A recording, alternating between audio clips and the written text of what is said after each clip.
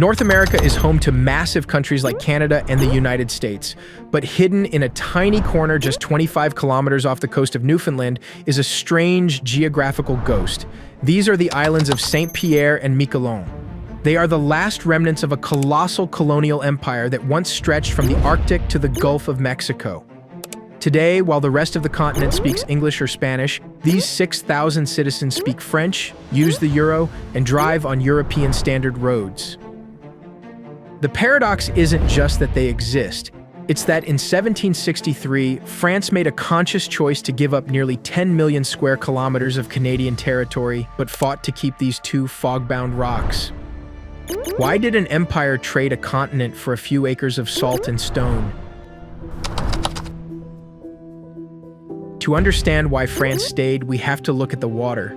The archipelago sits at a unique hydrological crossroads. From the north, the freezing Labrador Current brings icebergs from the Arctic. From the south, the Gulf Stream brings warm tropical water. When these two titans collide, they create two things.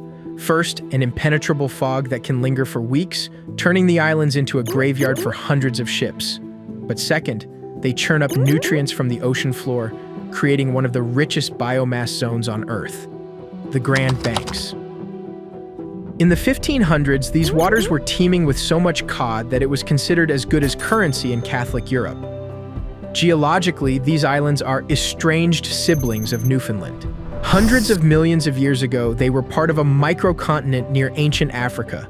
When Pangea ripped apart, this fragment stuck to Canada. It is a rugged, volcanic landscape with almost no arable land for farming. By every conventional metric, these islands should be uninhabited bird sanctuaries. But the biological gold in the water made them the most valuable real estate in the North Atlantic. At its peak, New France was a colossal empire of fur and faith. But in the mid-1700s, global geopolitics shifted. The 7 Years' War was a disaster for France.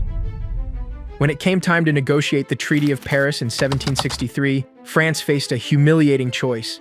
They could try to keep their vast Canadian territory, or they could keep their tiny Caribbean sugar islands like Guadeloupe and Martinique.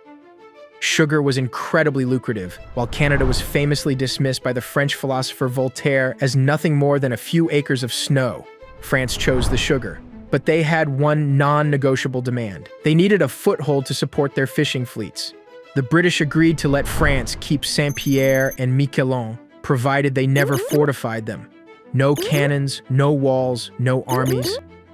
For the next century, these islands changed hands between Britain and France 9 times. Every time war broke out, the British would burn the settlements and deport the population. But the French kept returning. By 1816, the families stepped back onto the scorched rock of their home, and they have stayed there ever since. Today, the cod fishery has collapsed. There is no oil boom and no strategic military base. So why does Paris spend millions of euros every year to maintain this population? The answer is cultural projection. For France, St. Pierre and Miquelon is a statement that they are still a global power with territory in every ocean. Giving them up would be an admission of decline.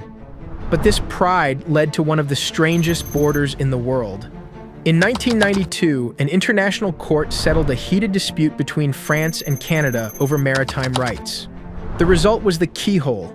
France was granted a 24-mile bubble around the islands and a bizarre, narrow strip of water, just 10.5 miles wide, extending 200 miles south into international waters. It looks like a keyhole on a map, giving France access to the open ocean without passing through Canada's zone. Ultimately, St. Pierre and Miquelon is a geographic relic that outlived the empire that spawned it.